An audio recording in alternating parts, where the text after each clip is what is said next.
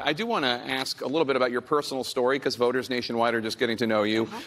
You grew up in Oklahoma. I did. And you've talked about how your family stood at the brink. What? One person from Oklahoma. There we go. Welcome to Mississippi. Okay. So you talked about how your family stood at the brink of financial disaster through a good part of your childhood. How has that shaped your life in the Senate? So I'll tell you about that. So I have 3 older brothers. They all went off and joined the military.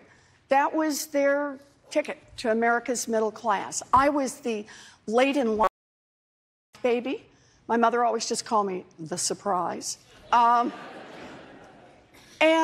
about the time I was in middle school, my daddy had a heart attack. And it was serious. Thought he was going to die. The church neighbors brought covered dishes. It was a scary time.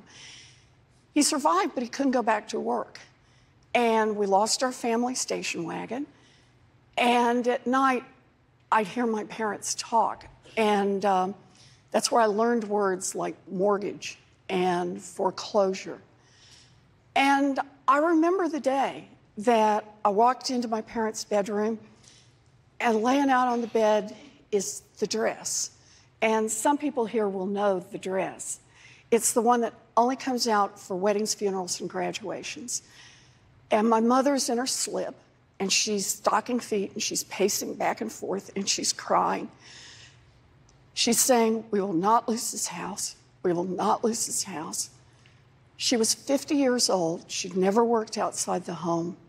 She was truly terrified. And I watched her while she finally just pulled it together, put that dress on, put on her high heels, blew her nose, and walked to the Sears and got a minimum wage job. And that minimum wage job saved our house, but more importantly, it saved our family. Anybody who wants to know me has just heard the story. But here's the thing for me now. For a long time, I used to think that was just a story about my mother. How when you get scared, you reach down, you find what you have to find, and you bring it up. And then years later, I came to understand this is about millions of Americans who, it doesn't matter if you're scared. When you got to do something to take care of people you love, you reach down, you find it, and you pull it up.